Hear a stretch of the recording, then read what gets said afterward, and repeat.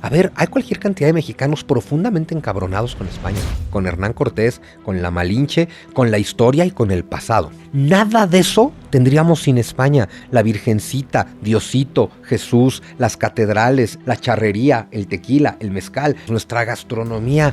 Esto es parte integral del Imperio Español. Por eso hablamos español. Es decir, que en esa Nueva España se vivía muy bien. La Ciudad de México estaba al nivel de Londres, estaba al nivel de París. De pronto nos independizamos y somos un país pobre, miserable, jodido, desorganizado, al que los gringos en menos de 25 años de haber nacido le chingaron la mitad del territorio.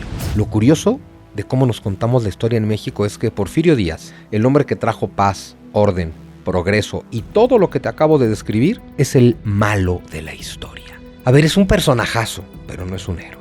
Y hacerlo héroe habla no mal de él. Él es una persona de su tiempo que hizo lo que pudo. Habla mal de nosotros.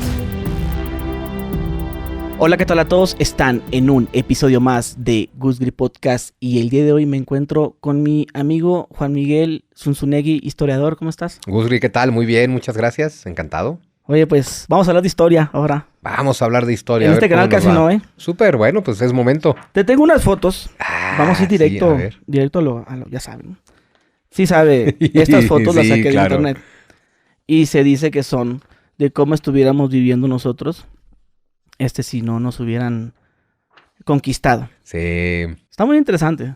Bueno, esa está padre. Creo que son de los que se vienen siendo como soldados o qué. Ah, no, padres están, eso sin duda. Ajá. Y, bueno, ¿ya le di la vuelta o no? Bueno, ya hacen todas. Viene siendo como que Teotihuacán o qué. No, eso no se parece a nada en realidad. Si quisiéramos que se pareciera a algo, sería más Tajín que otra cosa, pero bueno. Ok, ¿será cierto eso? Si no nos hubieran conquistado, así estuviéramos. No, pero a ver, el problema de la inteligencia artificial es que hace mucho daño, porque de pronto tú ves esas imágenes y te dicen, no, a ver, la inteligencia... A ver, lo primero que tiene que saber la gente es que la inteligencia artificial no es inteligente. Así, lo primero es, hay que indagar qué cosa es la inteligencia, que es crear cosas de la nada. La inteligencia artificial no es inteligente. Número 2, en realidad la inteligencia artificial es un programa para robar material de autores en cosa de fracciones de segundos a lo largo de toda la web y generar imágenes. Y luego, pues que genera cualquier fantasía, ¿no? Pero claro, cuando decimos, si no nos hubieran conquistado los españoles, a mí me gusta terminar la pregunta ahí, porque si no nos hubieran conquistado los españoles, tú y yo no estaríamos aquí, tú no te llamarías como te llamas, yo no me llamaría como me llamo, no hablaríamos español. O sea, nada de lo que hoy somos existiría, pero nos encanta pensar en versiones mágicas de la historia donde, de hecho, si no hubieran llegado los españoles, yo sería... Y nos hubieran conquistado los ingleses, que eso también me encanta, porque entonces yo sería más rico, más chingón y hablaría inglés.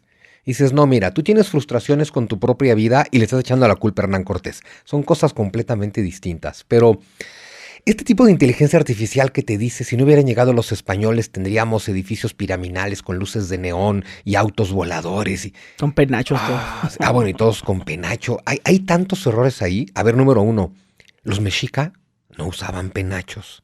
Los penachos son de los apaches. Los apaches son 3,000 kilómetros al norte de los mexicas, ¿no? No usaban penachos. Los penachos los usan los danzantes concheros de hoy en día en el centro de la Ciudad de México y no tienen nada que ver con los aztecas. También es pura fantasía, pura imaginación. Pero es bien importante comprender una cosa, Gus. Cuando los españoles llegan a América, las culturas mesoamericanas, y esto no sé por qué a la gente le duele tanto escucharlo, eran culturas de la Edad de Piedra.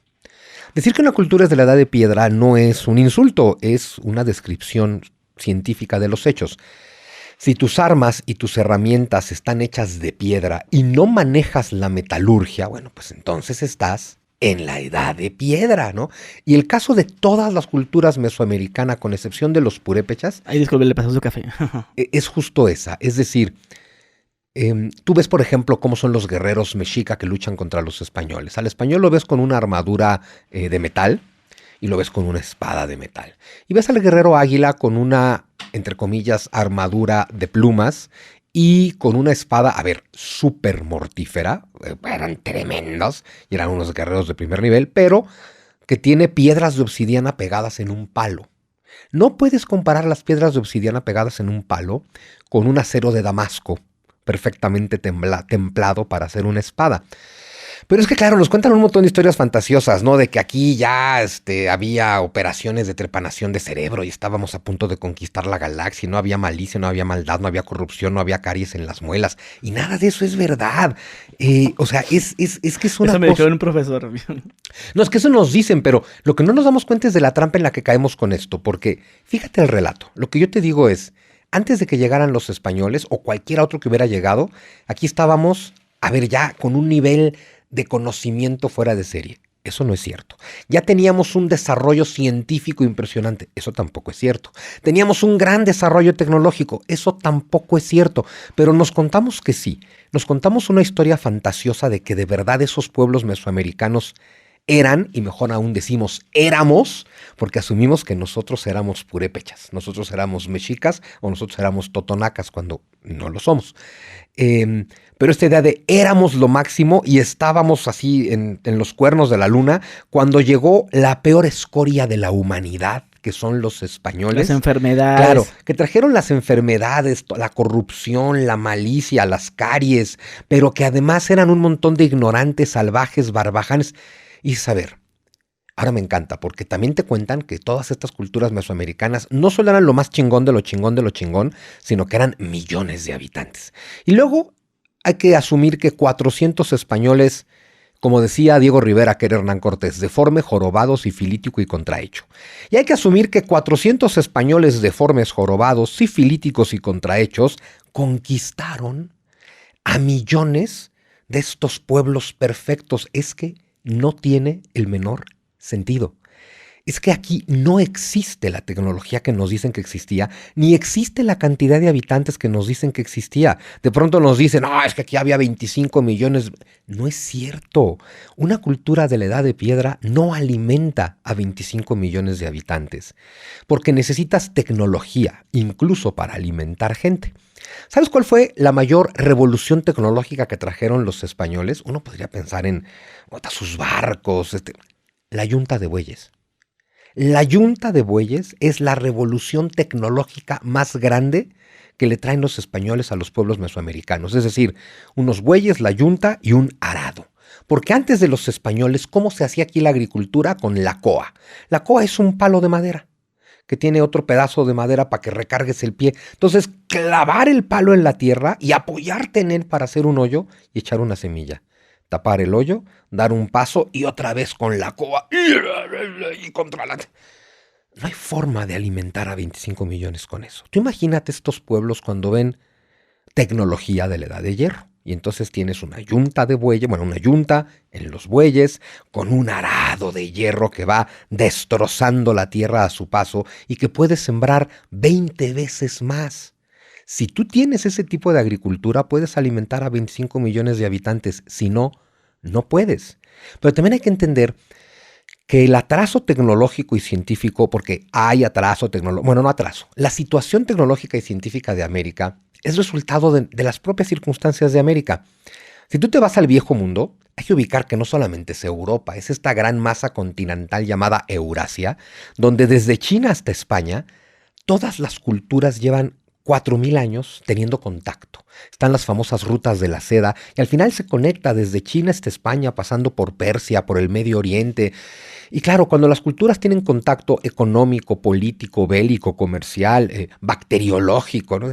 Esas culturas crecen más rápido, comparten ideas, comparten armas, comparten tecnología, tienen que ser más creativos porque están en un estado de guerra constante, pero se desarrollan mucho más y lo que no desarrollan los de aquí, pues lo desarrollaron los de acá y eventualmente a través del comercio. Y por acá no hay hierro, pero por acá sí, y aquí sí hay hierro, pero no hay zinc, y sin zinc el hierro no sirve, pero los de acá... Y se genera esta dinámica que te genera crecimiento cultural. Y hay que ubicar que desde que termina la edad de hielo, 15.000 años antes de Cristo, el continente americano se queda aislado del resto del mundo. Entonces las culturas mesoamericanas crecen en absoluta soledad. Es un desarrollo en solitario. Las culturas mesoamericanas, las culturas del altiplano central de México, lo que es la Ciudad de México y alrededores, no tienen contacto con el mundo maya.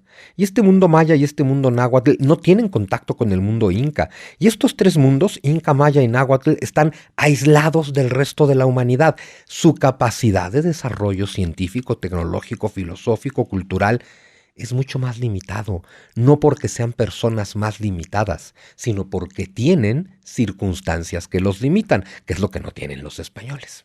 Cuando llegan los españoles, exactamente a dónde es, porque uno dicen que llegaron a Veracruz, otro dicen que llegaron a, o sea, ahora sí que Yucatán. Bueno, es que llegan a todos lados, ¿no?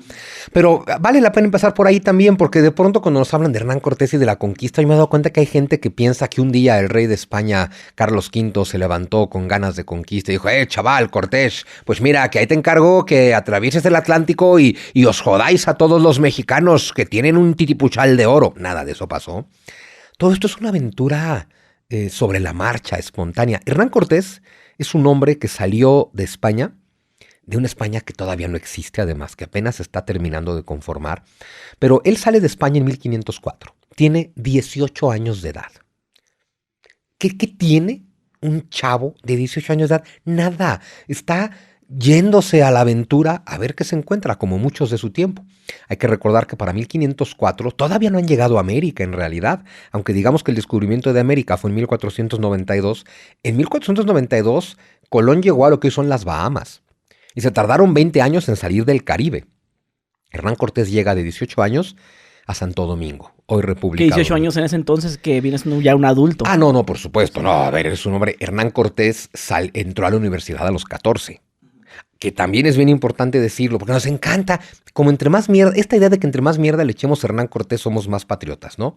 Entonces nos gusta decir, como Diego Rivera, que era deforme, jorobado, sifilítico y contrahecho, pero nos gusta decir que era ignorante, salvaje. A ver, Hernán Cortés nace de familias nobles. De familias nobles que han quedado empobrecidos por una serie de guerras. O sea, son nobles no en su mejor momento, digamos. Nobles empobrecidos. Eso es lo que son las familias de Hernán Cortés.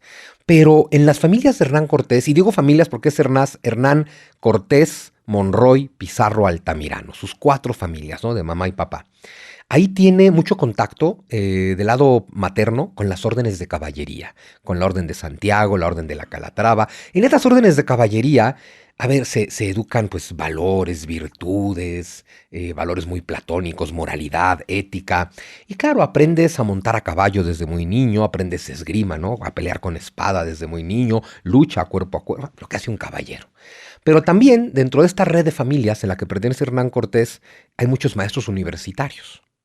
Entonces, Hernán Cortés, bueno, y muchos que trabajan en la corte. Entonces, es un hombre que sabe cómo funciona la política, que sabe cómo funcionan las órdenes de caballería, que ya van de salida, y que va a la universidad, estudia en la mejor universidad de su tiempo, que es la Universidad de Salamanca, estudia leyes en Salamanca, y para cuando llega a Santo Domingo de 18 años, pues es bachiller en leyes, es notario, sabe leer y escribir latín y español, por supuesto. Y bueno, pues empieza a probar suerte como todos y va a estar ahí de 1504 a 1511 en Santo Domingo. Y Hernán Cortés llega a un Santo Domingo donde hay más o menos 2000 españoles viviendo. Es todo lo que hay. 2000 españoles y tal vez 100,000 indios taínos. Hernán Cortés se enamora de una taína, se va a vivir con ella, tiene una hija con ella. O sea, en realidad se encanta con la cultura india desde el principio.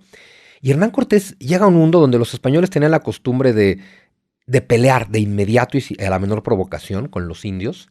Y de alguna manera... ¿Con los indios de la India? ¿Ah? ¿Con los indios de la India? No. Bueno, es que, claro, hay que recordar, que bueno que lo comentas, que se supone que Cristóbal Colón estaba buscando cómo llegar a la India, ¿no? Y al final se encontró con América, pero por eso en España, durante toda la época virreinal del siglo XVI al XIX, le decían a América las Indias. De allá que los habitantes de América tradicionalmente se les dijera, en España les dijeran los indios, porque bueno, se quedó. Cuando se supo que esto no era la India, entonces se habló de las Indias occidentales. Entonces, por eso siempre se les llamó genéricamente indios. Hoy en día eso causa mucho conflicto. No les digas indios. Bueno, ok, indígenas, no les digas. Es que hoy todo es ofensivo, ¿no? Y ok, ¿cómo les digo? Amerindios. ¿Y eso qué? Eso te lo acabas de inventar. O esa mamada de hoy en día. Pueblos originarios. No existen los pueblos originarios. Todos los grupos humanos eventualmente llegaron de otro sitio y se establecieron. No existen los pueblos originarios, ¿no? A mí cuando me dicen, no, es que si tú fueras de un pueblo originario, digo, a ver, yo aquí nací. Yo soy originario de aquí. Yo aquí nací. Ah, pero tus ancestros llegaron de fuera. Pues sí, los ancestros de los mexica también llegaron de fuera. No existen los pueblos originarios. Pero bueno, el tema es que Hernán Cortés es el primero que entiende una cosa y es, tenemos que aprender a llevarnos con esta gente. Uno, pues, porque aquí viven, porque aquí vivían antes de que llegáramos nosotros. Y porque como aquí viven, ellos ya saben cómo vivir aquí, porque los españoles pues, traen semillas y cereales y frutos que no logran que se den y demás. Es Hernán Cortés el que les dice, señores, hay que aprender a cultivar lo que ellos cultivan y comer lo que ellos comen y vivir donde ellos viven y hacer comercio con ellos. Hernán Cortés es el primero que entiende, hay que aprender a llevarnos con estas personas. Para lo cual, lo primero que hace Hernán Cortés es algo que no habían hecho los españoles de antes, y aprender la lengua local. Aprende la lengua de los taínos, se entiende muy bien con ellos. En 1511 es de los primeros que sale de la actual República Dominicana, de Santo Domingo, a colonizar Cuba. Ya debe estar Hernán Cortés en Cuba hasta 1518, que es cuando organiza. Pero todavía para 1518 no se ha llegado a América. Todo sigue siendo en el Caribe. Cuba, lo que hoy es Cuba, Florida, Haití, República Dominicana, y por ahí más o menos han tocado Panamá y han explorado un poquito lo que hoy es el Canal de Panamá, pero no se ha llegado realmente a ningún lugar civilizado, como el mundo maya o el mundo náhuatl. Hernán Cortés va a organizar una expedición en 1518. Lo que no nos cuentan, es una empresa personal. Hernán Cortés la organiza con su dinero. Hernán Cortés, que había sido un hombre ya para este momento exitosísimo, era abogado, era notario, era empresario, sembraba cañas de azúcar, sembraba uvas, en fin, era un hombre, era alcalde de Santiago de Cuba, era un hombre rico. E invirtió todo su dinero en la expedición que hoy llamamos Conquista. ¿En qué? Bueno, en comprar 11 barcos, porque necesitas, y en pagarle a toda la tripulación. Y ojo, Cortés sube a sus 11 barcos más o menos a 500 personas, 400 españoles y más o menos 100 indios. ¿Cómo era la convocatoria? ¿Para ir a donde al Nuevo Mundo? Sí, la convocatoria es, miren, cada vez hay más leyendas que nos cuentan que hay un gran imperio, que hay tierra firme más allá y que hay una gran civilización y vamos a ir para allá. ¿Quién quiere venir? Y la verdad es que Cuba y Santo Domingo ya no dan para más. Mucha gente quiere venir. Además que parece que Hernán Cortés tenía un carisma particular y la gente lo seguía, ¿no? Y ahí viene Hernán Cortés, pero como una empresa privada. Él le paga a la gente, él compra los barcos, él paga la comida, él compra los caballos. Y cuando tú ves qué cosas trae Hernán Cortés, te das cuenta que no es una expedición de conquista. Era una expedición de... A ver, pretender que 500 personas pueden conquistar un mundo es ridículo. Ridículo. Pero además 500 personas sin armas. Porque de estos 400 españoles y 100 indios que vienen con Cortés, traen 12 caballos, 12 ballestas, 12 arcabuces y 12 cañones. Eso no es nada. Eso no es un ejército. Eso no es una fuerza conquistadora. Eso no es una fuerza invasora. Eso es un grupo de 500 aventureros viendo a ver qué se encuentran. Y, ojo, que tienen una misión que es ver qué se encuentran, explorar y regresar a dar noticias. Eso es lo que Cortés no hace. Conforme Cortés va avanzando, sale de Cuba, pasa por Cozumel, pasa por Yucatán, eventualmente llega a Veracruz, que es donde ya bajan a tierra y empiezan ya el camino hacia Tenochtitlán. Claro, conforme Cortés se va enterando de qué hay, él va decidiendo, no nos vamos a regresar. Pero cuando tú ves lo que Cortés trajo en sus barcos, además de esas muy poquitas armas, ¿qué trae? Trae burros, gallinas, cerdos, semillas, cereales. ¿Qué te dice esto? Esta es una expedición que busca establecerse. No son conquistadores, es gente que está buscando dónde establecerse. Y bueno, Cortés se va encontrando con diferentes pueblos. Y otra cosa que es bien importante recordar, Hernán Cortés va siempre con acuerdos de paz por delante. Primero con la traducción que tiene al maya, gracias a un náufrago español, Jerónimo de Aguilar, que llevaba 10 años naufragado acá, pues hablaba español y maya. Y luego con la famosa doña Marina o Malinche, ¿no? Que ya tiene también la traducción. ¿Cómo terminó ese español? Ahí, que dicen que hasta que él tenía la esperanza de que lo iban a rescatar. Hubo una expedición que salió del Darién, o sea, lo que es la frontera de Panamá con Colombia, en 1511, rumbo a Jamaica. Y ese barco se encontró con un huracán y se hundió. Y murió toda la tripulación menos 2 personas, Gonzalo Guerrero y Jerónimo de Aguilar. Y estos 2 náufragos lograron llegar a Cozumel y pues, lograron sobrevivir. Claro, fueron capturados por los mayas y fueron hechos esclavos. Pero bueno, fueron acostumbrándose a vivir su nueva vida. Tienes a un Jerónimo de Aguilar, que es fraile, sacerdote, que nunca se resignó a su suerte, o sea, que siempre dijo, no importa cuánto nos tardemos, me van a rescatar. Y estuvo pacientemente esperando. 9 años después, cuando llega Cortés, dice, vámonos de aquí. El otro, Gonzalo Guerrero, es un hombre que se aclimató. Gonzalo Guerrero supongo que perdió esperanza, supongo que dijo, no mames, de aquí ya no me va a rescatar nunca nadie. Y eventualmente pasó de ser esclavo a ser la mano derecha del jefe de la tribu. ¿Por qué? Porque traen conocimientos, ciencia y tecnología que aquí no hay.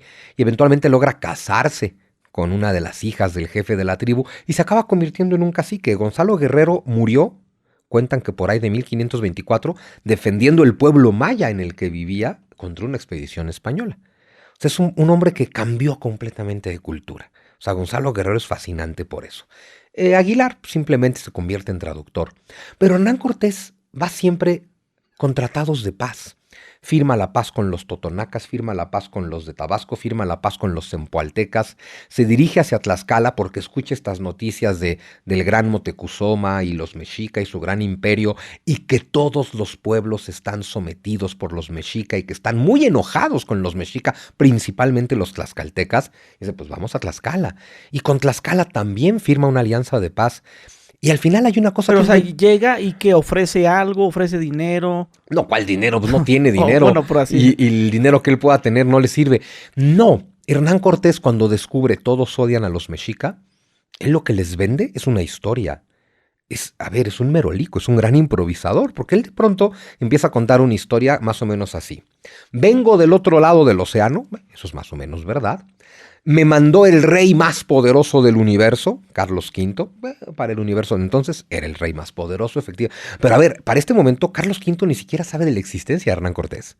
Pero Cortés te cuenta la historia de mi rey, don Carlos V, me mandó hasta acá porque se enteró de la existencia de los mexica y de las injusticias de Moctezuma y me mandó a poner orden.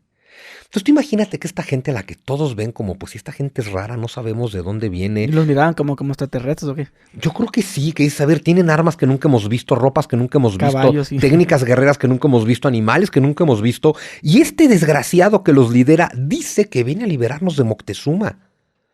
Y dicen, pues va.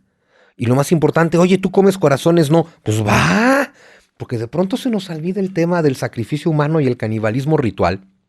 Y se nos olvida que apenas 30 años antes de la llegada de Cortés, en 1487, se inauguró el Templo Mayor de los Mexica, el Coatepec. Y en la inauguración fueron sacrificados 20,000 personas. Claro, los mexicas no sacrifican mexicas. Los mexicas sacrifican a todos los demás pueblos. 20,000 personas fueron sacrificadas en 4 días para inaugurar el Templo Mayor. Cuando Cortés está haciendo su viaje, todavía existen vivos aquellos que perdieron hijos, hermanos, hermanas, padres o madres en ese sacrificio bestial para inaugurar el Templo Mayor. El rencor contra los mexica es mayor que nunca y Hernán Cortés te está diciendo, yo te voy a liberar. Y eso es lo que hace que se le vayan eso y que hacen demostraciones de fuerza. Evidentemente, a ver, los tlaxcaltecas no los reciben por la buena. Los tlaxcaltecas los reciben con guerra. Y después de 3 días de enfrentamientos, cuando los tlaxcaltecas ya midieron las fuerzas de Cortés, entonces ya le mandan un embajador para negociar la paz. Que es una cosa muy de estos pueblos, es, a ver, yo primero lanzo la guerra y pues si te rompo la madre y te mato, pues se acabó la historia. Pero si en esta medición de fuerzas, pues me demuestras que eres un guerrero valioso, pues prefiero firmar la paz contigo. Sobre todo si tú, a pesar de ser un guerrero valioso, me estás ofreciendo la paz.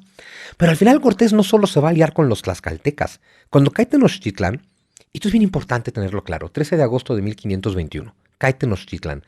Tenochtitlán, la capital de los mexica, la única ciudad de los mexica, cae ante un ejército de 100,000 guerreros. 100,000 guerreros. Solamente 1,000 son españoles. Los otros 99,000 guerreros son indígenas.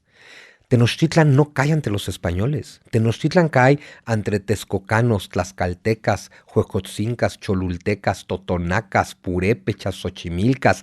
Todos se unen a Cortés para derrotar a los mexica. Según yo, ese solo dato debería bastar para que por lo menos nos preguntemos si tal vez los mexicas son los malos del cuento aquí. ¿Y cuántos mexicas eran? A ver, si hablamos de que en aquella Mesoamérica a la que llega Hernán Cortés, desde Yucatán hasta lo que hoy es el Bajío, debe haber unos 10 millones de habitantes. Y más o menos hay 200,000 mexicas. Que de pronto es bien importante ubicar esto porque la civilización mesoamericana tiene 3,000 años de historia, ¿no? Desde los olmecas, 1500 a.C., hasta la caída de Tenochtitlan, 1521. Y la forma terrible en que nos enseñan la historia de México es que tomamos 3,000 años de civilización mesoamericana por la que circularon docenas de civilizaciones y pueblos distintos y los resumimos a todos en los aztecas, en los mexicas. Los mexicas están apareciendo en el Valle de México en el siglo XIII. Están llegando por ahí del año 1230. Eso es nada en términos históricos. Los mexicas no son ni los creadores de Mesoamérica, ni sus mejores representantes, nada. Es un pueblo de chamanes del desierto que invaden Mesoamérica, la conquistan, la someten, la saquean, imponen sacrificio humano. Es decir, la invasión de los mexicas es tan terrible que por eso todos se alían contra los mexicas. Entonces, los mexicas no viven en toda Mesoamérica, viven en la Ciudad de México. Bueno, que no se llama Ciudad de México, en Tenochtitlan. Habitan una ciudad en el lago de Texcoco. 2, Tenochtitlan y Tlatelolco. Y ya, todos los demás son otros pueblos. Y eso es bien importante entenderlo también. Y todos esos pueblos se alían con Cortés contra los mexicas. 100,000. 100,000 guerreros toman la ciudad, imagínate. Claro, 100,000 guerreros destruyen la ciudad, porque son 100,000 guerreros de pueblos que llevan 100 años oprimidos por los mexicas. Ok, pero esas 100,000 personas, ¿se utilizaron armas que venían de España? Cañones, todo eso, como dicen. Dicen que por eso conquistaron, porque el tipo de armamento que tenían, bueno, ya dijiste que no, pero que espadas y cañones y lama. Prácticamente cada español, eso sí, tiene su espada. Pero a ver, la espada de acero de un español es un poco más poderosa que la espada de obsidiana de los mexicas, pero un poco. A ver, los mexicas son unos guerreros formidables, con una fuerza impresionante. Si te dan un buen golpe con su espada de obsidiana, te parten en dos. Las batallas de la conquista fueron cuerpo a cuerpo. No sé por qué de pronto nos imaginamos metralletas semiautomáticas contra los mexicas, ¿no? O sea, traen 12 arcabuces. 12. Y entendamos que es un arcabuz de aquella época, ¿no? No es un rifle que disparas, pa, pa, pa. Son de estos de bala por bala. Entonces ya sabes que sacas tu pólvora, echas tu pólvora, le metes el palito, aplacas la pólvora, metes la bala, disparas. Pon tú que le diste a uno. Y ahí vienen todos los demás, más pólvora, otra balita. Y tienen 12. Tienen 12 o 13 ballestas, ¿no? Pues que es como una mezcla de arcabuz con arco, ¿no? Disparas flechas. 12 cañones, pero todo esto, el cañón y el arcabuz, dependen de pólvora. Y ya no tienen pólvora los españoles, porque aquí no se hace pólvora, y la pólvora ya se les acabó. Los combates de la conquista son cuerpo a cuerpo. ¿Y cuánto habrá durado esa batalla? Esa batalla es, bueno, la batalla como tal dura prácticamente 2 meses. O sea, el asedio de todos los días. No. La gran batalla es el 13 de agosto de 1521. Lo que hay es un asedio. Tenochtitlan, no hay que olvidarlo, es una ciudad en un lago, una isla en un lago, y tiene una calzada terrestre y otras de puentes portátiles para llegar. No hay que olvidar otra cosa. Hernán Cortés se encontró con Tlatoani Moctezuma el 8 de noviembre de 1519, y Moctezuma recibió a Cortés, lo tomó de la mano y lo llevó a la ciudad, y durante 7 meses los españoles vivieron en son de paz en Tenochtitlan. Y claro, en esos 7 meses comprendieron la ciudad y comprendieron que ellos estaban en una trampa, porque están en una isla, pero también entienden que si ellos logran salir, los mexicas están en una trampa, porque una isla es fácil de sitiar. Pero ¿qué pasa? Aquí no hay tecnología naval. ¿Qué hacen los españoles cuando salen de Tenochtitlan y se refugian en Tlaxcala? Enseñan a los tlaxcaltecas a construir barcos de corte europeo. Entonces, entre españoles y tlaxcaltecas van a construir 13 barcos europeos. Los van a llevar por partes a Texcoco. En Texcoco los ensamblan y los botan en el lago de Texcoco. Entonces, lo que tienes es un asedio naval. Tienes a 13 barcos. Hay 13 cañones, por eso hay 13 barcos. Ponen un cañón en cada barco. Tienes a 13 barcos sitiando Tenochtitlan, impidiendo que alguien pueda entrar o salir con la estrategia de matarte de hambre. Bueno, más bien que te rindas por hambre. Hasta que el Tlatoani Cuauhtémoc toma una decisión tremenda que es, pues antes permito que mi pueblo se muera de hambre que rendirme. Pero como a nadie le gusta morirse de hambre, ni siquiera a los mexica, pues la gente empezó a desertar, por supuesto. Hasta que Cuauhtémoc, está él con 400 guerreros, ya no hay forma de defender la ciudad. Y eventualmente Cuauhtémoc trató de huir, y cuando trata de huir, finalmente es capturado. 13 de agosto de 1521. Entonces, esto es el final de un asedio de 2 meses, ¿no? Que es lo que duraron ahí rodeando Tenochtitlan. Y va de nuevo, ¿quién toma Tenochtitlan? Pues 99,000 guerreros indígenas. Ok, ¿y los barcos en cuánto tiempo los hicieron? En más o menos 7 meses. 7 meses. Bueno, es que hay que ubicar otra cosa. Estos españoles son todo terreno, ¿no? O sea, Cortés no llega con soldados, llega con aventureros. Aventurero en esta época significa que eres herrero, carpintero, caballero, soldador, peletero. O sea, haces de todo. Es el siglo XVI en Europa. Tienes que hacer de todo para sobrevivir. Y estos españoles saben hacer de todo. Saben hacer barcos. Mira, para que nos ubiquemos, Gris, en aquella época, siglo XV, cuando nos dicen, no, es que los mexicas eran lo máximo. Los mexicas y los tlaxcaltecas se están peleando las 2 mitades del lago de Texcoco. Ese es el alcance de su poder, disputar quién es el dueño del lago de Texcoco. España y Portugal se están peleando las 2 mitades del planeta. No puedes comparar esas culturas. España y Portugal se están peleando 2 mitades del planeta. Mexicas y tlaxcaltecas se pelean un lago. Esa es la distancia tecnológica que existe entre los pueblos americanos y los españoles que llegan. Eso que nos cuentas, pues va totalmente en contra de lo que nos han enseñado. Uh-huh. Por eso ya lo mencionaste, tienes el libro, está falsificando la historia. Falsificar la historia, sí. ¿Por qué falsificar la historia? La historia siempre se ha falsificado porque, mira, el poder es una actividad muy simple. Poder significa que yo tengo control sobre ti. Si yo no tengo control sobre ti, yo no tengo poder. ¿Sí?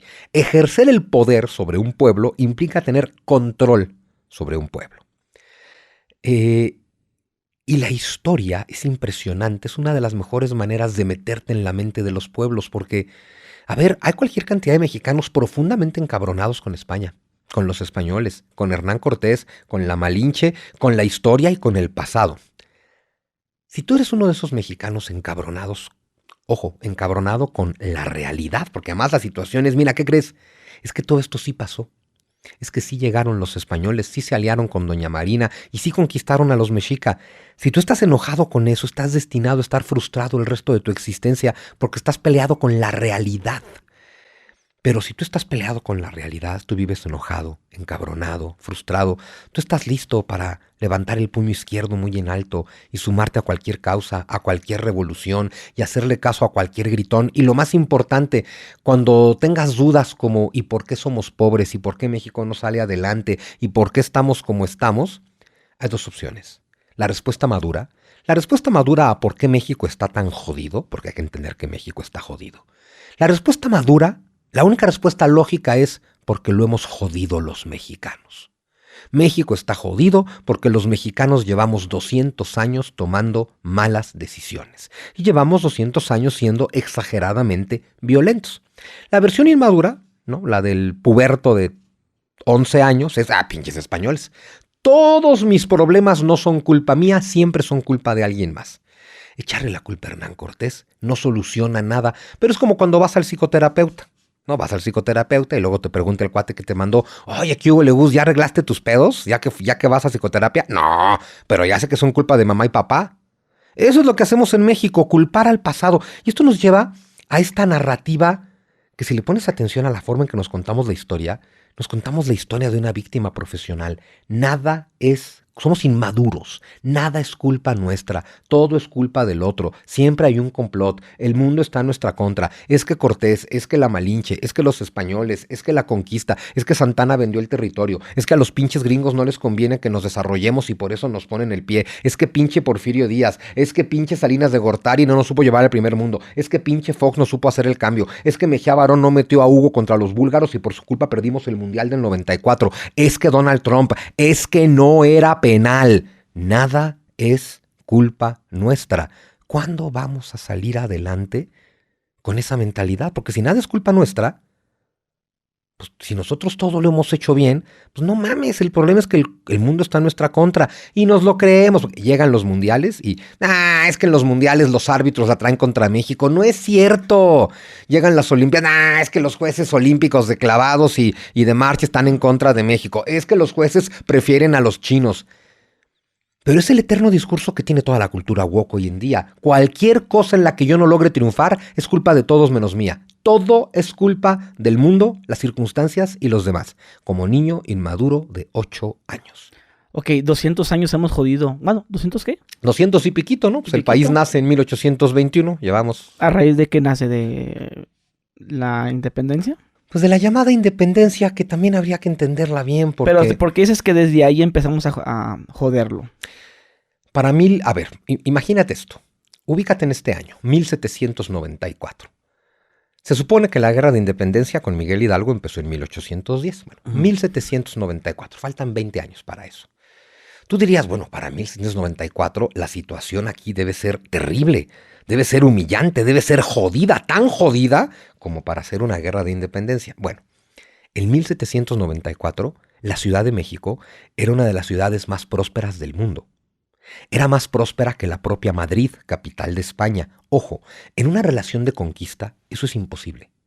En una relación de conquista y de colonia es yo voy a donde tú estás, me llevo todos tus recursos. Si la Ciudad de México es más próspera que Madrid, es que esto no es una colonia. Esto es parte integral del Imperio Español. Por eso hablamos español. Por eso estamos llenos de templos barrocos, neoclásicos. Por eso tenemos, la charrería, que es el deporte nacional. Pues los charros vienen de España. El tequila es un proceso de destilación que viene de España. Los trajes típicos de Chiapas y del Istmo de Tehuantepec son de Andalucía, del sur de España. La mitad de nuestra gastronomía viene de ingredientes de Asia que vienen por la nao de China, que se desarrolla en tiempos del virreinato.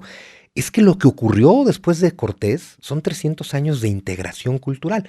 Para 1794 nadie en Nueva España, como se llamaba esto, estaba buscando la independencia. Nadie. Los pueblos indios eran los que más a gusto vivían, porque en el virreinato los pueblos indígenas tenían sus propias leyes, sus propios gobiernos y sus propios usos y costumbres. Por cierto, la esclavitud fue prohibida por Isabel la Católica en 1504.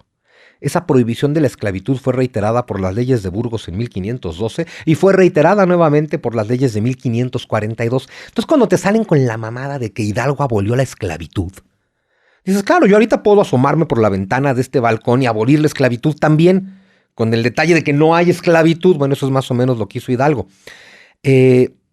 México Nueva España era uno de los reinos más prósperos del mundo. La ruta comercial más importante del planeta era la nao de China y atravesaba de Acapulco, Ciudad de México, Puebla y Veracruz para unir Filipinas con España. Y ese dinero se quedaba aquí. Para 1794, el sueldo de un jornalero, o sea, de un trabajador, de un obrero, vamos a decirle, de un jornalero, el sueldo diario de un jornalero le permitía comprar 2 kilos de carne.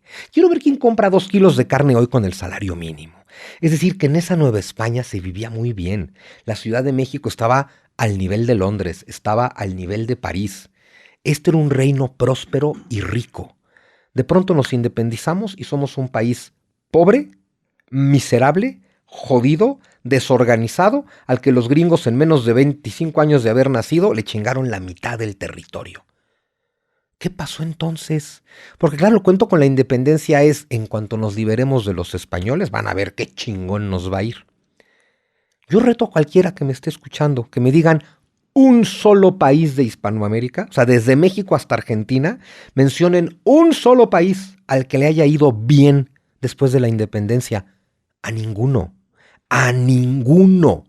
Y podríamos asumir la versión responsable, a ninguno le ha ido bien porque ninguno ha sabido hacerlo, o la versión inmadura que tenemos, tanto nos robaron los pinches españoles que 200 años después seguimos siendo pobres. Eso es mentira.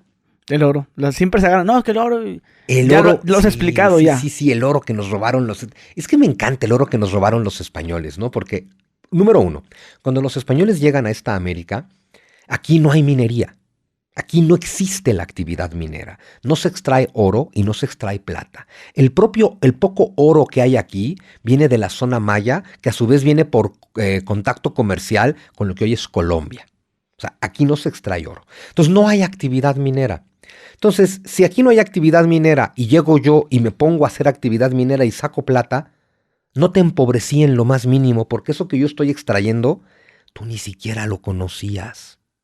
Pero además la actividad minera, como cualquier, es decir, cuando llegan los españoles, se generan actividades económicas que aquí simplemente no existían. Agricultura a gran escala, ganadería, cosas que aquí no se hacen. Peletería, platería, orfebrería, cosas que aquí no se hacen. Desarrollar nuevas actividades económicas no es robar, es generar riqueza. Entonces estos españoles empiezan a descubrir vetas de oro y plata y empiezan a extraer algo que aquí no se extraía. Pero además eso que extraen no se manda a España, porque jamás pasó lo que unos quieren hacer pensar. Casi, me imagino que pensamos que los españoles llegaron, sacaban oro flagelando indígenas y se iban a España. Guerra. Sí, y eso no pasó nunca. Son españoles que llegaron y se quedaron a vivir en el siglo XVI y tuvieron hijos, y esos hijos son nuestros tatarabuelos. Somos descendientes de los españoles, no somos descendientes de los mexica. Y a ver, ¿no? Allá en el norte, en Tijuana, en Mexicali, en Ensenada. ¿Quién chingados ahí desciende de los mexica? Nadie. De hecho, esos son territorios que hoy son parte de México porque se incorporaron a Nueva España en el siglo XVI, conquistados por españoles y tlaxcaltecas. Los tlaxcaltecas fundaron San Luis Potosí, Zacatecas, Querétaro, Cumbres de Maltrata, Durango, Santa Fe de Nuevo México. Los tlaxcaltecas conquistaron las Filipinas. Los tlaxcaltecas lucharon contra samuráis en las Filipinas. Lo que hicimos en conjunto, americanos y españoles, durante 300 años, fue una gran civilización. Siempre pongo el mismo ejemplo, una catedral. Piensa en cualquier catedral. La de la Ciudad de México se tardó 300 años en ser construida. 300 años. La primera piedra de la Catedral de México la puso Hernán Cortés en 1524. Se construyó un templo que de pronto ya estaba muy chiquito, fue demolido en 1570 y se empezó de cero nuevamente en 1571, y la catedral fue inaugurada en 1813. 250 años de construcción. La Catedral de Puebla, que es de las que se hizo más rápido, se llevó 80 años. Si te vas a Europa, eso es lo que tardaban en hacer una catedral gótica, 80, 100 años.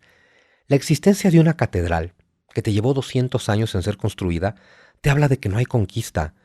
Tú no empiezas, a ver, ¿por qué empezarías tú? Tú imagínate que tú, Gus, vas a empezar una catedral. ¿Qué te motiva?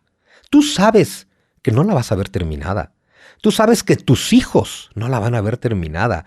Tú sabes que tus nietos no la van a ver terminada. Tal vez los hijos de tus nietos la vean terminada, pero tú la empiezas a construir. ¿Por qué?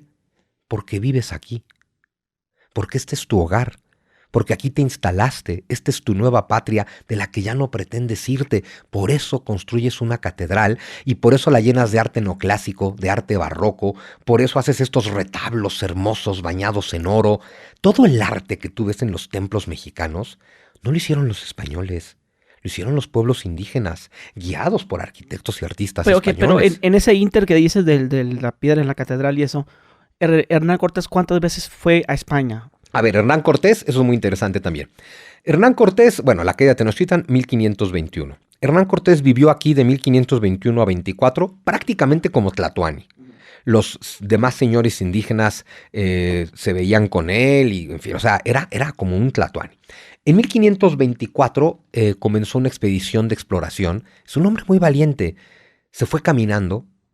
Imagínate caminar hoy de la Ciudad de México a Honduras. Tristemente hay migrantes que lo tienen que hacer, de Honduras a la Ciudad de México. Bueno, Cortés caminó 2 años de la Ciudad de México a Honduras y luego regresó en barco a Veracruz y se estableció en Nueva España hasta 1528. En 1528 se fue de regreso a España. Estuvo en España 2 años, del 28 al 30. Fue a encontrarse con su emperador, con Carlos V. Y fue en gran medida a reclamarle cosas, a reclamarle que hubiera juicios inquisitoriales en Nueva España, porque habían quemado a un cacique indígena de Texcoco, Carlos Ometotzin, y Cortés va a reclamar, a decir, oigan, esta gente no era cristiana la semana pasada, estamos en un proceso de evangelización, mames, no los puedes quemar, o sea, no puedes obligarlos a tener la religión, hay que convencerlos, ¿no? Hernán Cortés va a estar 2 años en España, se regresa para acá, para México, Nueva España, en 1530. Va a vivir aquí del 30 al 40. Y en esos 10 años va a construir barcos, va a organizar estas expediciones a las Filipinas, va a descubrir California, va a poner viñedos. Es decir, es todo un empresario que se dedica a trabajar, a construir. Le construye una casa a la Malinche, que está en Coyoacán, en la Ciudad de México. Es decir, tiene una gran actividad. En 1540, con todo su pesar, porque además para 1540 tiene 55 años y muchos kilómetros recorridos, pero sigue habiendo injusticias en Nueva España y va nuevamente a España a encontrarse una vez más con Carlos V para reclamarle. Carlos V ya no le dio audiencia a Hernán Cortés. Hernán Cortés quiso regresar, ya no logró regresar, estaba muy enfermo. Y bueno, se murió en Sevilla en 1547 y en su testamento dijo que quería que sus restos reposaran aquí. Y aquí están. Pero se hablaba de que fue como 11 veces a España, ¿no? No, 2 veces. 2 veces. No, es que nos contamos una sarta de mentiras tremendas. Hernán Cortés vivió más tiempo aquí que en Hernán Cortés se fue de España a los 18 años y nunca más quiso volver. Volvió en 2 ocasiones, en 1528 y en 1540, porque no tuvo opción. Y él se quería venir a morir aquí y al final no lo logró. Lograron llegar sus restos, ¿no? Entonces, no, Hernán Cortés es el primer mexicano en ese sentido. Él siempre quiso quedarse aquí. ¿Héroe o villano? Absolutamente héroe. Y te voy a decir la versión más simple de por qué es absolutamente héroe. No solo porque es brillante, no solo porque es valiente, no solo porque es audaz, no solo porque gana todas las batallas. Hernán Cortés es el hombre sin el cual tú y yo y todos los que nos escuchan no existiríamos. México es un país mestizo, hablamos español. El 89% de la población es católica y el que es ateo del Dios católico. Y todos son guadalupanos aunque sean ateos. Nada de eso tendríamos sin España. La Virgencita, Diosito, Jesús, las catedrales, el barroco, el neoclásico, la charrería, el tequila, el mezcal, los pueblos mágicos, nuestra gastronomía, todo. Inclusive está el español que hablamos. Los mexicanos, bueno, algunos, los que odian a España, creen que el de España es otro español. Sí, a ver, es exactamente el mismo español, ¿no? Pero dicen que no, es que es el de España, como si fuera, inclusive hasta lo vemos como de broma en las películas esas que son versión española, que cojones, tío. Ah, bueno, por ¿Está supuesto. ¿Está el español latino? Hombre, por supuesto que el español habla un poco más así, pero... Entonces lo ven como si ese español es el chafa. Sí, claro. No, qué asco, está en español. Sí, pero como si eso fuera otra lengua, ¿no? Pero es que, a ver, si tú vives en México... A ver, según yo, me encanta porque todos los chilangos decimos que no tenemos acento. Sí. Todos tenemos acento y todos los norteños nos dicen, claro que tienen acento, güey. O sea, ya sabes, dicen que hablamos cantadito. Así como de este le decimos, es que los del norte hablan bien raros y bien perrón. Son acentos, es como el argentino. El argentino que habla un poco más alargado y que conjuga diferente porque te habla en vosotros y vos hiciste y vos lo otro y mirá boludo. Pero es la misma lengua. Hablamos español desde California hasta Argentina y hasta España. 550 millones de personas hablamos la misma lengua. Ok, ¿y por qué aquí en México no se usa el vos, vosotros? Eso tiene mucho que ver con qué tipo de españoles llegaron a México, porque no en toda España usan el vosotros. Esta conjugación, el vosotros, y con este acento que estoy tratando de malamente de imitar, pues es la forma en la que hablan los castellanos. No todos los españoles son castellanos. Castilla era un reino del norte de España. Castilla es toda la parte centro-norte. Todo el centro de España, pues que ahí hablan un poco más así, ¿no? Pero, por ejemplo, si tú te vas al sur de España, Andalucía, a Sevilla, que es de donde salen todos los barcos que vienen a América, pues es que el sevillano no habla así. El sevillano habla un poco más así como Alejandro Sanz, es como si estuviera, güey, te comen la mitad de la letra y no le entiende ni madre, ¿no? Y así hablamos nosotros. Y ese sevillano pasa por las Islas Canarias. Y en las Islas Canarias se habla de usted. Y entonces esa mezcla del andalú con lo que hablan los canarios, que hablan de usted. Esos son los que llegan a las costas mexicanas. Y ese es el español, ese es el estilo de español que hablamos aquí. Nos habla de qué tipo de gente llegó. Pero también nos dice cosas muy bonitas, porque el español que hablamos en México tiene muchas palabras náhuatl y tiene muchas palabras mayas. Igual que el español que hablan en España tiene muchas palabras árabes. En la lengua, tú puedes comprender la historia de un pueblo. Si el español que hablamos en México tiene palabras del que vienen del náhuatl, es porque los españoles de aquí tomaron esas palabras Y tú no tomas las palabras de un pueblo al que desprecias y al que asumes como conquistado. Tú vas incorporando las palabras de un pueblo cuando comercias con ese pueblo, cuando dialogas con ese pueblo y vas integrando a ese pueblo. De pronto se nos olvida un detalle, no se nos olvida, ni siquiera lo conocemos. En 1492, en España se publicó La Gramática de la Lengua Española, el primer libro que explica la gramática de una lengua. La gramática es la lógica, la forma en que se piensa en una lengua. Bueno, todo esto para decirte que la segunda lengua con una gramática escrita es el náhuatl, la siguiente es el maya y la siguiente es el quechua del Perú. Gramáticas de las lenguas de los pueblos indígenas desarrolladas por los frailes españoles. Desarrollar la gramática de una lengua es un trabajo intelectual tremendo que requiere de muchos recursos. ¿Por qué te tomarías la molestia en tratar de comprender la lengua de un pueblo al que desprecias y al que quieres conquistar o al que quieres aniquilar porque se habla tanto del estúpido genocidio? Si tú te dedicas a hacer la gramática de la lengua de un pueblo, es porque te quieres entender con ese pueblo. Aquí se hicieron gramáticas, se hicieron diccionarios. Diccionarios español maya, español quechua, español náhuatl. Y los españoles que vivían en Nueva España en el siglo XVI no hablaban, bueno, sí hablaban español, porque es lo que hablan náhuatl. La lengua que se hablaba predominantemente aquí era el náhuatl, porque imagínate, nos hablan de conquista, pero Tenochtitlan cayó en 1521. En 1521, en todo este territorio habrá 2,000 españoles.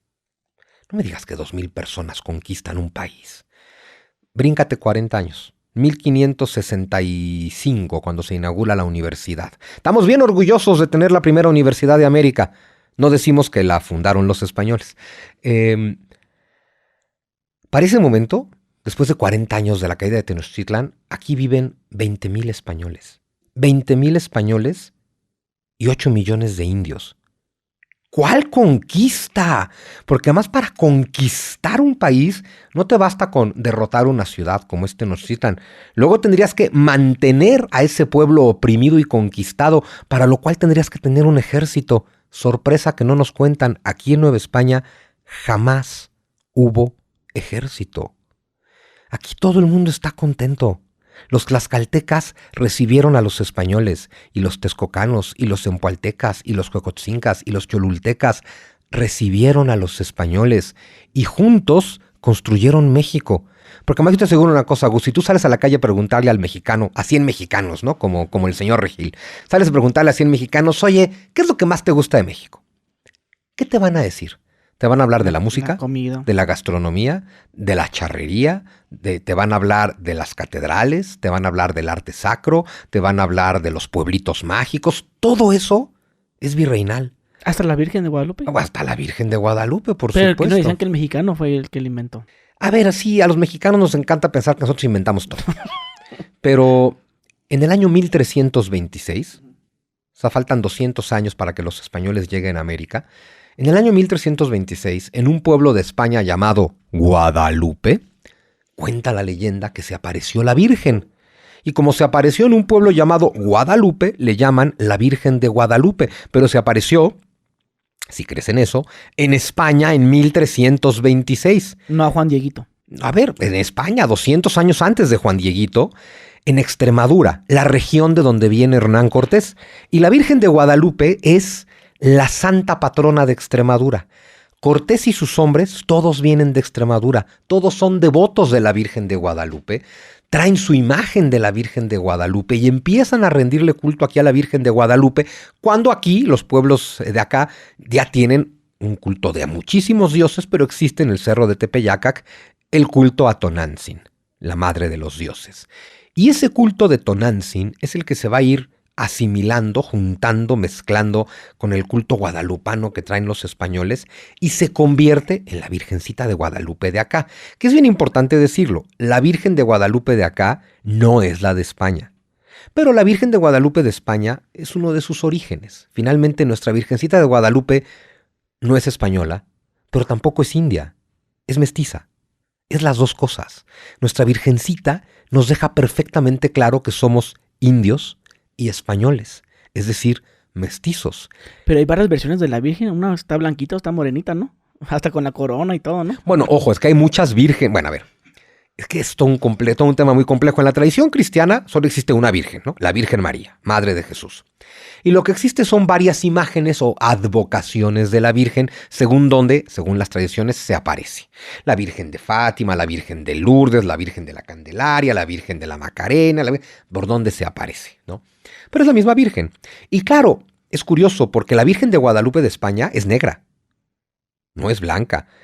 No sé por qué de pronto los mexicanos pensamos que los españoles son blancos, lo cual no es cierto. O sea, los españoles de muy al norte quizás son blancos, pero hubo 700 años de presencia árabe en España.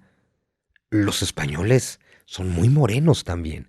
Y la Virgen de Guadalupe de España es más morena que la de aquí. ¿Morenos como árabes? Como árabes, sí. Como moro. Por eso se llaman moros, ¿no? De moreno. Entonces, la Virgen de Guadalupe de España es más morena que la de aquí. Es negra. La de aquí es mucho más blanquita, porque es mestiza. Es una cosa muy interesante. Si tú te vas a ver a la Virgen de San Juan de los Lagos, esa es blanca. Son diferentes imágenes para acoplar el culto al pueblo. Digamos, y los mexicas tenían otros dioses, dices. Sí, claro, el dios tutelar de los mexicas es Huitzilopochtli. Y Huitzilopochtli, que es el dios del sol, es el dios que exige sacrificios humanos. Y es precisamente el sacrificio humano Huitzilopochtli lo que hace que todos los pueblos sometidos por los mexica estén hasta la madre de los mexica. Porque los mexica no sacrifican una vez de vez en cuando. Los mexicas sacrifican diario. Porque Huitzilopochtli es el sol, y el sol sale diario y se pone diario, y hay que darle fuerzas a diario. Aquí se extraen corazones al diario. Todos los días se están extrayendo corazones. Si además hay fiesta religiosa, que hay una cada 20 días, se extraen más. Y si además es el solsticio de invierno, fiesta de Huitzilopochtli, el 21 de diciembre, se extraen por miles. Los mexica tal vez sacan 10,000 corazones al año.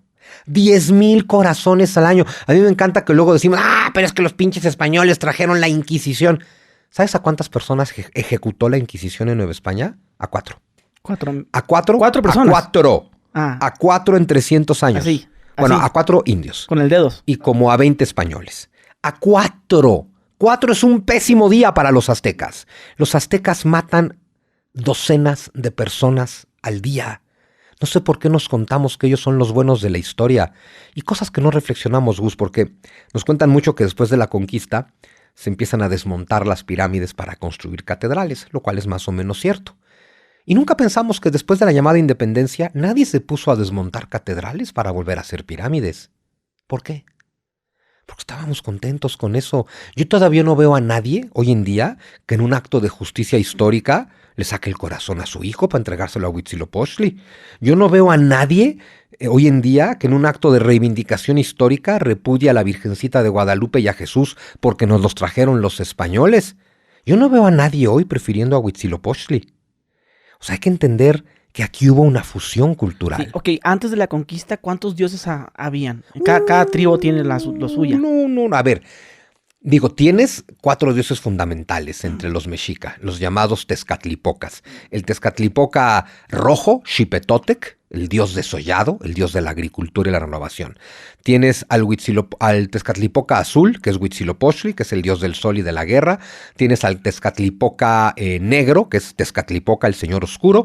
Y tienes al Tezcatlipoca blanco, que es Quetzalcóatl. Tienes estos 4 dioses. Ok, ¿y en España cuál era la Virgen? Jesús. Jesús. Dios y Jesús. Catolicismo puro y duro. Pero aquí la pregunta es, si dices tú que los españoles llegan honorando a la Virgen, ¿no? Uh-huh. Mira, ellos creen en la Virgen. Pero aquí mi pregunta es, si no se conocían, fue un continente totalmente diferente, ¿cómo por qué el humano siempre tiene esa necesidad de creer en dioses? Eso es tema de todo un capítulo, querido, de todo un podcast, ¿no? ¿Por qué tenemos la necesidad de creer? Hay quien dice que por miedo, hay quien dice que por una carencia psicológica, y hay quien dice que porque Dios existe y está constantemente buscándote. Ya. Y a cada quien va a decidir por qué cree en Dios. Yo durante mucho tiempo me creí el tema de, no, es que el miedo a la vida nos hace inventar a los dioses. Si me lo preguntas hoy, te digo, mira, tenemos la necesidad de creer en Dios porque Dios nos busca. ¿En dioses o en Dios? En lo divino, en lo trascendente, en lo eterno. Dios o dioses son diferentes formas de tratar de explicarte el misterio divino. Y Y eso ya cada quien decide si lo cree o no, pero todos los pueblos de la historia humana han tenido no solamente creencias religiosas, sino muy similares. El concepto de una madre, de una virgen madre del Hijo de Dios, no es solamente del catolicismo. Huitzilopochtli nace igual. La madre de Huitzilopochtli, Coatlicue, cuenta la tradición mexica que Coatlicue, la mujer de la falda de serpientes, estaba barriendo un templo cuando vio una pluma preciosa de quetzal descendiendo por el cielo. Entonces tomó la pluma, la guardó entre sus ropas y cuando salió del templo estaba embarazada. Perdón, ¿qué tenemos ahí? Una doncella virgen preñada por el Espíritu Santo que es madre de Dios. Igual que en la tradición cristiana. Y si te vas a Egipto 6,000 años antes, es lo mismo. Isis es la doncella virgen que es madre de Horus, el salvador de la humanidad. O sea, hemos compartido estos conceptos de vírgenes que son madres de salvadores de la humanidad en prácticamente todas las culturas. Lo que hacen los españoles es una cosa muy interesante. Fíjate, Cortés llega en 1521. En 1524 llegan los primeros frailes. Llegan 12 frailes franciscanos. Estos 12 frailes, imagínate que 12 personas tienen la tarea de evangelizar un territorio con 8 o 10 millones de habitantes. Está cabrón tirándole a imposible. ¿Qué deciden hacer estos 12 frailes? Dicen, bueno, no podemos tratar de evangelizar a toda la gente, hay que evangelizar a los nobles, para que los nobles a su vez, porque hay nobleza indígena, ¿no? Y a la nobleza indígena se le respetaron sus títulos de nobleza y de propiedad, que también hay que decirlo. ¿Qué hicieron los frailes españoles? Una cosa bien interesante. Lo primero es que entienden, la religión no puede ser impuesta ni obligada. Número 1. Número 2, la religión tiene que ser algo por convicción. Entonces tenemos que convencer a estas personas de nuestra religión. Y lo que entienden estos frailes es, para que yo pueda convencer a estas personas de mi religión, tengo que entender primero la suya. A ver en qué creen ellos, que es muy simple, veo en qué creen ellos y veo en qué se parece a lo mío y pues voy viendo cómo, te lo voy mezclando. El problema, claro, es que esta gente habla náhuatl y todos sus conceptos religiosos están en náhuatl. ¿Qué hacen estos franciscanos? Bueno, pues tenemos que aprender náhuatl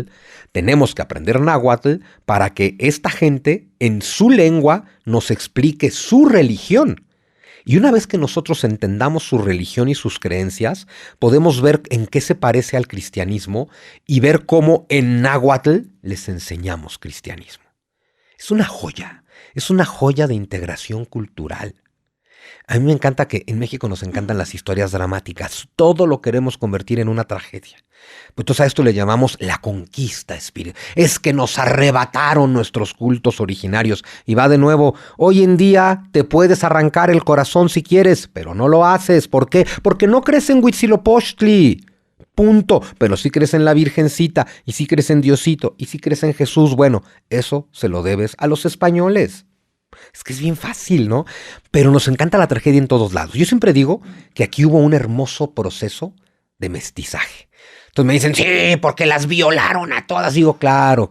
400 españoles violaron a 5 millones de mujeres. No mames. Es que, a ver, es una pendejada monumental.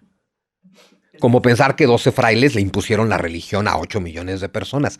Nos contamos historias trágicas. Los españoles que llegaron hace 500 años son nuestros ancestros, igual que los indígenas que estaban aquí. De hecho, si tú estás vivo hoy en México, tú desciendes de los conquistadores. Cuando digo conquistadores no me refiero a los españoles. Los indígenas conquistaron Tenochtitlan. Si tú estás vivo hoy en día es porque tus ancestros sobrevivieron a eso en el siglo XVI. Quiere decir que tus ancestros no son mexicas. Tus ancestros son o españoles o tlaxcaltecas, texcocanos, empualtecas, purépes, chaciolultecas y totonacas y todo lo demás. Somos hijos de conquistadores. No sé por qué nos encanta contarnos que somos producto de una conquista cuando somos producto de la unión y del triunfo. Ok, ahorita hablamos ya, ¿no?, de la religión y todo eso. ¿Qué tan posible era que se tuviera contacto con extraterrestres en esos años? Porque se habla mucho de que Egipto, dicho, inclusive creo que fui a un tour acá en la Pirámide del Sol, acá en ¿cómo se llama el otro? Chichén Itzá. En Chichén. Entonces el guía nos estaba dando el tour y decía que aquí había esta actividad de extraterrestres, ¿no? OVNIs, bueno, digamos, a ver, mira, a los guías de las zonas arqueológicas de todo el mundo les encanta involucrar a los extraterrestres. Es como digo yo por ahí, mira, si algo aprendí de History Channel es que si algo es viejo y grande, a huevo lo hicieron los alienígenas, ¿no? Ujú. Eso nos desvirtúa mucho a nosotros mismos. Estamos asumiendo que nuestra especie humana no es capaz de esas Entonces, cosas. ¿tú crees que no? No lo voy a descartar porque, a ver, no hay una sola prueba de que haya alienígenas. Pero no te voy a decir que no, porque, a ver, pues en un universo casi infinito, la posibilidad de que haya vida inteligente es casi infinita. Ya de que esa vida inteligente se interese en nosotros, no lo sé. Lo que sí te puedo decir es que las pirámides de Teotihuacán son más viejas que lo que nos dicen, las de Egipto son más viejas que lo que nos dicen, no sé si hay extraterrestres involucrados o una humanidad anterior a la nuestra involucrada. Sí te puedo decir que todo lo que sabemos de las pirámides de todo el mundo hoy en día no es verdad. Claro. ¿Debe México, España pedirle perdón a México? Mira, si España le pidiera perdón a México, que México le exija disculpas a España, es una actitud tan estúpida como la que tiene el niño rebelde, adolescente, puberto, pendenciero de 12 años, que un día muy encabronado le grita a su papá, ¡yo no te pedí nacer, desgracia! Bueno, pues a ver, así de pendejo suena cuando México exige disculpas, porque si España no hubiera llegado a América, México no existiría. Es que es así de fácil y no sé por qué nos cuesta tanto trabajo entenderlo. Yo trato de poner 2 ejemplos en este sentido. Número 1, decirte, solo existe un México, este. No hay Méxicos alternativos en el universo paralelo de Spider-Man, no. Solo existe un México que es este. Solo hay un México al que puedes amar, este. Solo hay un México al que puedes sacar adelante, este. Y este único México que existe, único al que puedes amar y sacar adelante, es resultado de que sí pasó todo lo que pasó. Es resultado de que sí llegó Cortés, sí se alió con los demás pueblos y sí derrotaron a los mexica. Entonces, si tú piensas que eres un patriota mexicano y sí, a huevo, yo soy bien patriota, bien nacionalista, viva México, hijos de la chingada, pero ojalá no hubieran llegado los españoles, te digo, mira, tú amas un producto de tu imaginación. Tú amas el México que nunca existió. Tú amas el México que sería si toda la historia hubiera sido distinta. Y si te han enseñado a que te lamentes de tu historia, pues te odias profundamente a ti mismo. ¿Y en España cómo ven a Hernán Cortés? Como villano. También. No, esa historia la contamos mal en los 2 lados del océano. A ver, pasa en España igual que en México. No todos vemos a Hernán Cortés como un villano en México. Yo no, desde luego. Y no todos lo ven así en España, pero en México nos contamos la historia con mucho rencor contra España. Y en España se cuentan la historia con mucha culpa. En España de pronto se compran mucho la historia de qué horror lo que fuimos a hacer a América. Yo te voy a decir qué hizo España en América. 300 ciudades, catedrales, templos, hospitales, colegios, universidades, hospitales gratuitos, universidades gratuitas, acueductos. ¿Dónde está la destrucción? ¿Dónde está la conquista? ¿Dónde está el oro que se robaron? 300 ciudades, Gus. No es fácil construir. A ver, si tú ves, insisto, Querétaro, Zacatecas, Puebla, San Luis Potosí, Durango, eso era desierto. Eso era nada. Eso no es algo conquistado, es algo construido desde cero. Todas las ciudades de Querétaro para el norte son construidas desde cero. Cada catedral nos habla de la hermosa cultura que construimos. Cada templo... A ver, de verdad, esta idea de, es que hubo un genocidio, a ver, ¿y por qué lo primero que construyen los españoles en América son hospitales?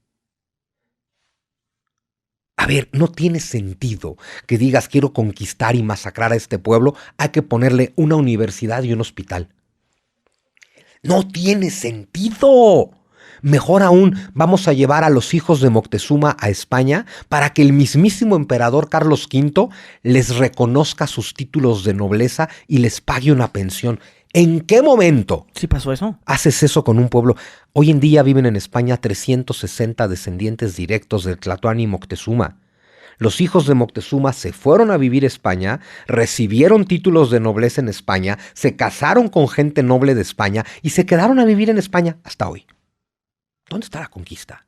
Si tú ves el Palacio Real de Madrid, hay esculturas de todos los reyes de España y hay una escultura de Atahualpa en Perú y de Moctezuma en México, considerados como reyes del Imperio Español. No hubo tal cosa como una conquista jamás. Construimos una hermosísima civilización. Durante esos 300 años construimos lo que hoy es México. Si hoy México llega de Yucatán a Tijuana, es porque así se construyó en tiempos de los españoles. Si hoy tenemos charros y charrería y mariachis, pues todo eso llegó. A mí me encanta, ¿no? Que puedas desgañitarte con el mariachi, disfrutar al mariachi con tu sombrero de charro y mentarle la madre al español. El traje de charro viene de Salamanca, España. El sombrero de charro viene de España. Los caballos, sin los cuales no hay charros, vienen de España. Todas las suertes de la charrería vienen de España. Cada instrumento que se toca en el mariachi viene de España y el mariachi canta en español. Ok. Hay que darnos cuenta de eso. Eso sí, dices, bueno, ya los españoles ven como con culpa, ¿no? Pero ahora cuando se hace esa independencia... Les cuentan muy mal la historia. Dado que se cuentan la historia con culpa, pues les parece que la independencia era algo lógico y normal. Está bien. Lo que no nos contamos nunca aquí en América es quién hizo realmente la independencia. A ver, que además es incorrecto decir la independencia de México. México no existía antes de que llegaran los españoles. Entonces México no se independizó. México no era un lugar que ya existiera y fuera conquistado y luego se liberara. Tampoco se independizó Argentina, ni Chile, ni Colombia, ni Venezuela, ni Perú, porque ninguno de esos países existía. Esos países existen desde que llega España. Y esos países pueden ser países. Para que tú tengas un país, tienes que tener un pueblo, el pueblo que habite el país. Y para que muchas personas nos sintamos parte del mismo pueblo, a ver, tú vives en Tijuana, me dices, ¿no? Sí. Yo vivo en la Ciudad de México. No mames, ¿qué chingados nos hace ser parte del mismo pueblo? Tú tienes una cultura norteña que difícilmente se parece a la cultura del centro. Allá comen tortillas de harina. Aquí comemos tortillas de maíz. No, hasta las palabras y todo. Sí, claro, las palabras, las expresiones. En el resto del país las quesadillas tienen queso, aquí no, puta madre. ¿No? O sea, y sin embargo, los dos somos mexicanos. ¿Por qué? Porque hay cosas que tenemos en común. ¿Qué tenemos en común? Todo lo que nos dejó España. Tenemos en común que hablamos español y toda la cultura que viene con la lengua española, la tradición judeocristiana, el mundo grecorromano. Todo eso es lo que nos une, no solo a ti y a mí como mexicanos, a ti y a mí con los argentinos como hispanoamericanos. Nos encanta decir que los hispanoamericanos somos hermanos y no nos damos cuenta que lo que nos hermana es la hispanidad. Los pueblos indios de América no eran hermanos entre sí, eran enemigos cuando se conocían. Lo que nos hace hermanos hoy a todos, desde California hasta Argentina, es la hispanidad. Lo que nos hace hermanos es el pasado común y tenemos pasado común desde que llegó España. Antes no teníamos pasado común. España es una de nuestras raíces. América es la otra, por supuesto.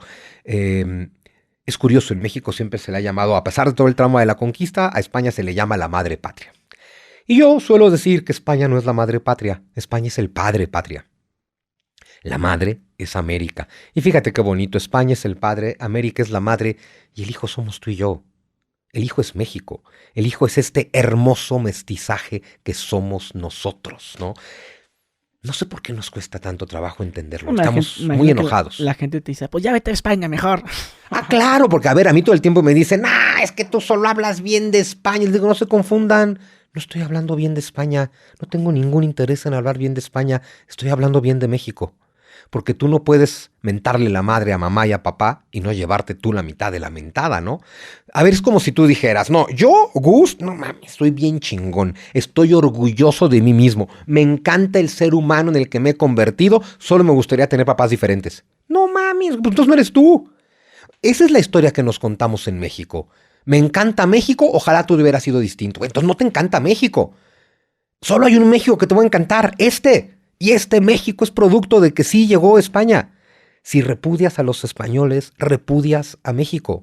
No hay de otra. Es una de nuestras raíces.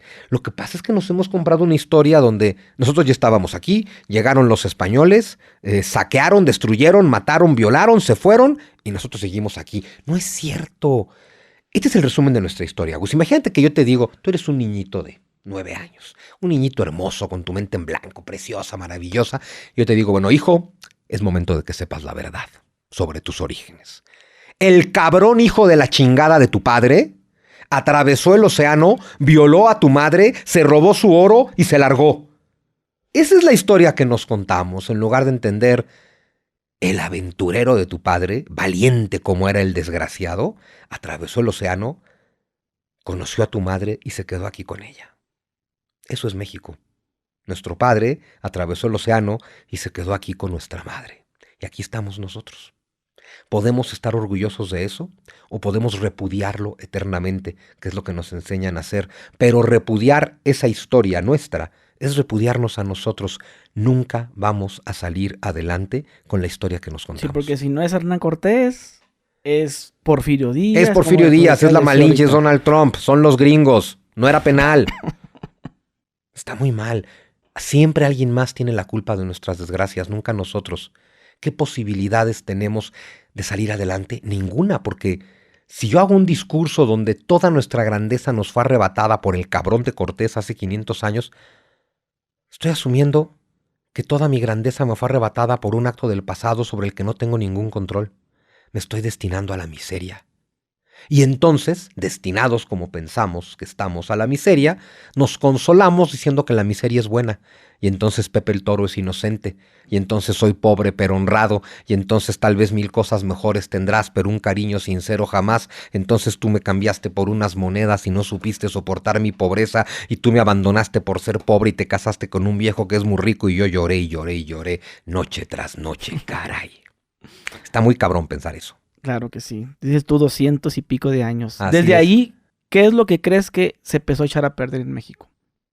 Cuando tú tienes una historia que te dice que eres producto de la peor conquista y la peor derrota, y cuando tú piensas que no hay nada que puedas hacer porque la historia te chingó, ¿qué te queda?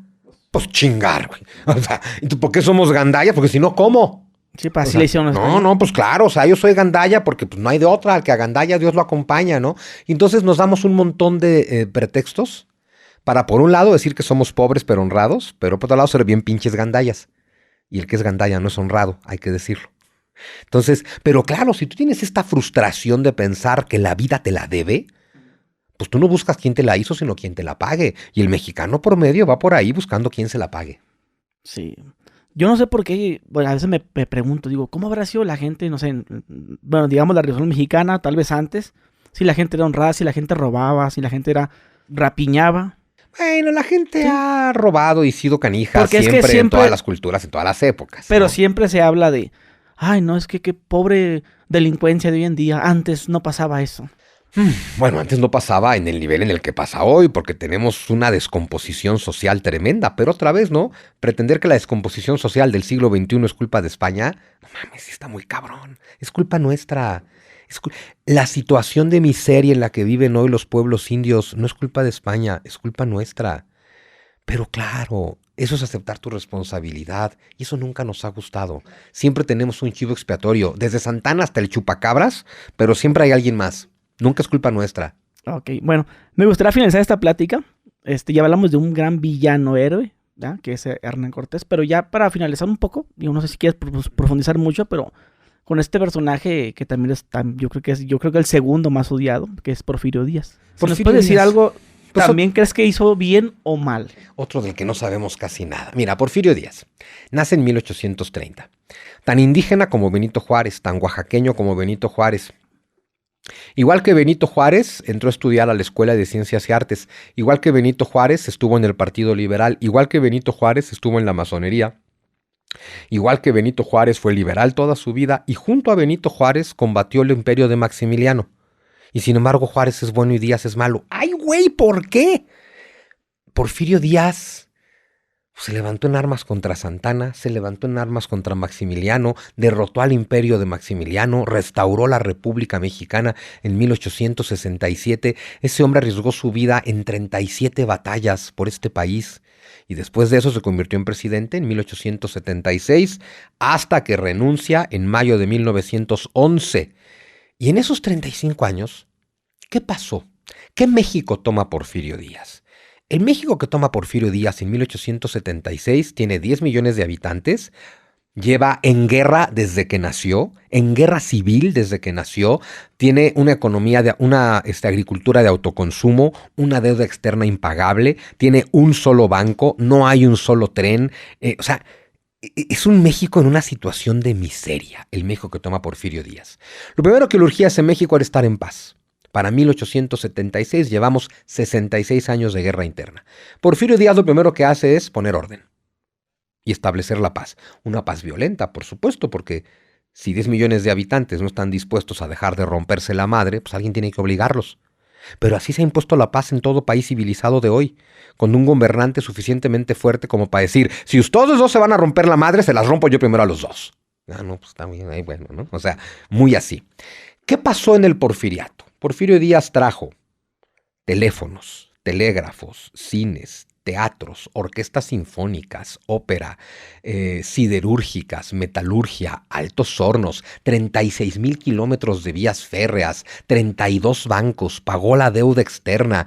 De 12 millones de habitantes que hay para cuando acaba el Porfiriato, 4 millones están en la escuela, hay universidades de provincia, hay desayunos escolares, hay una escuela nacional preparatoria, se crea la Universidad Nacional de México. Todo eso hizo Porfirio Díaz, todo eso. Lo curioso de cómo nos contamos la historia en México es que Porfirio Díaz, el hombre que trajo paz, orden, progreso y todo lo que te acabo de describir, es el malo de la historia. Francisco Madero, el ingenuo, megalómano, narcisista, convencido de que era el salvador de México, que derivado de sus megalomanías narcisistas destruyó 35 años de progreso, él es el bueno.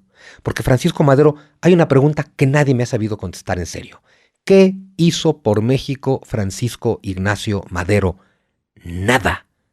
Se la pasó más tiempo en Estados Unidos y en Europa que en México, estudiando espiritismo y homeopatía y esas cosas, y de pronto se sintió que era el salvador de México, su gobierno era corrupto, metió a todos sus hermanos al gobierno, era una robadera de primera y no hizo por México absolutamente nada.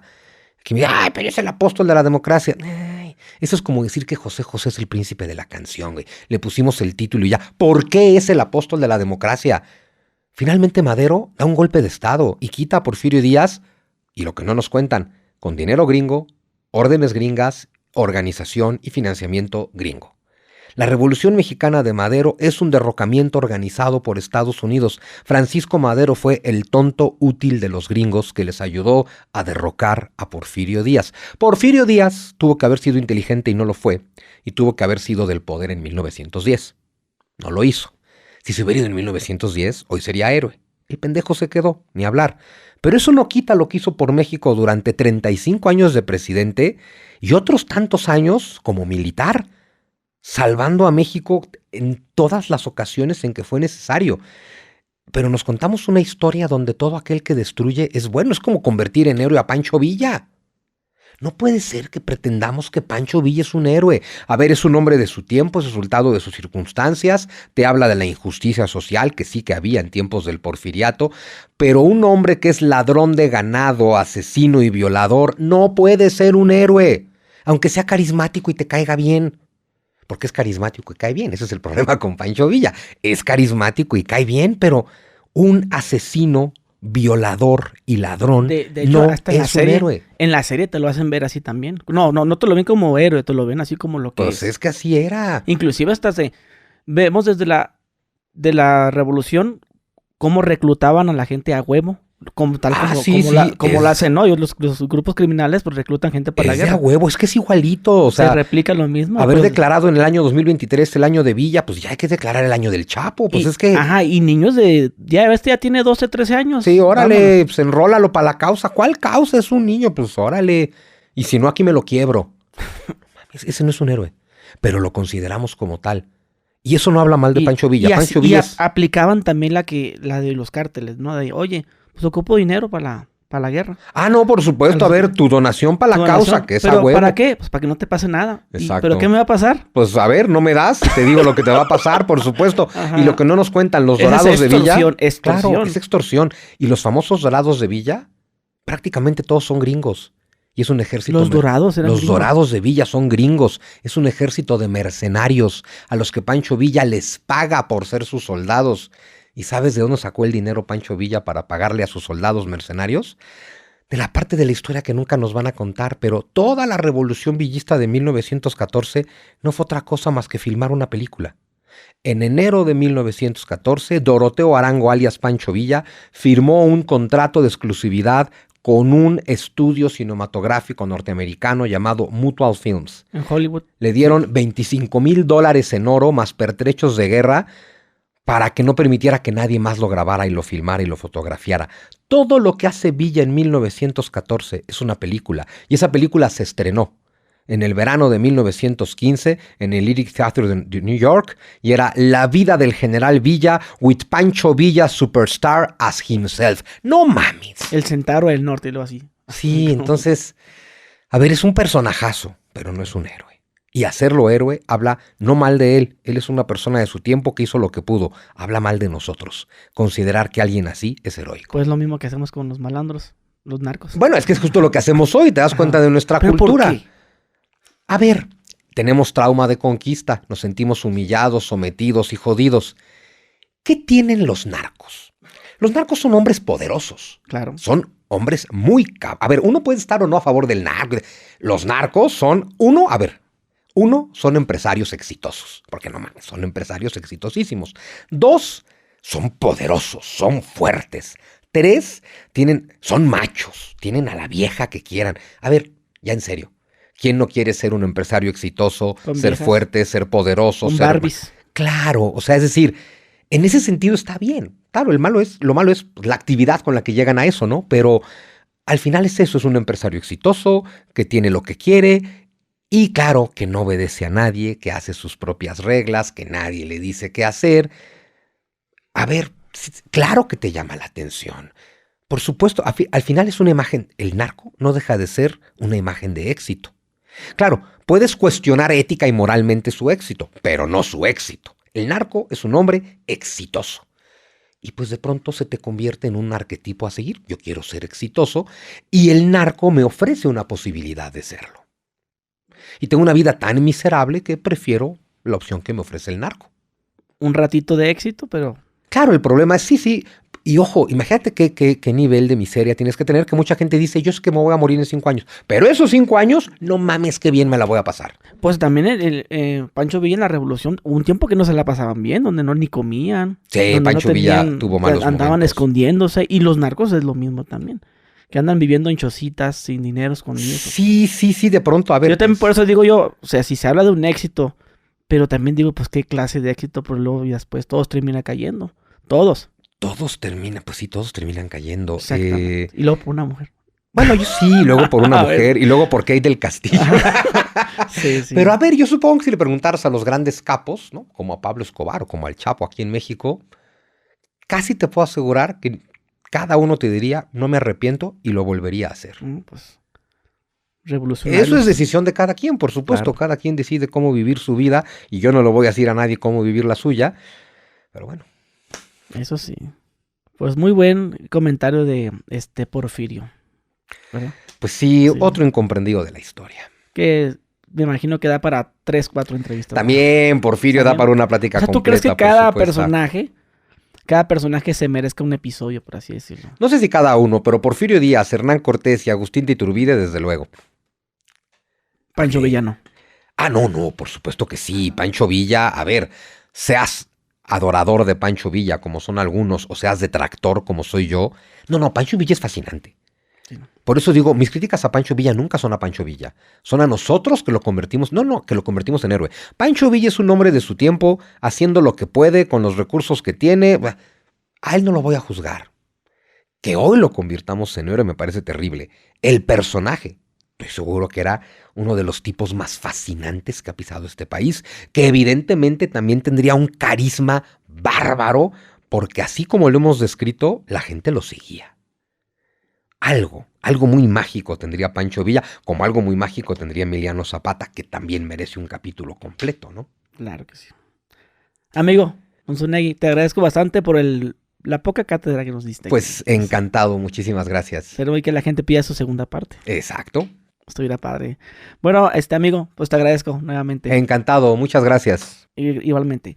Bueno, gente, ya lo tuvieron aquí a nuestro amigo Unzunegui. Les dejamos sus redes sociales para que vayan y se suscriban y también se hagan miembros de tu canal, que tienes un canal de miembros. Por supuesto, mi canal de YouTube, que tiene muy buen contenido, la verdad, y en todas mis redes, estoy en todas las redes, hacemos videos todos los días de historia, religión, filosofía, actualidad, México, el mundo, todo.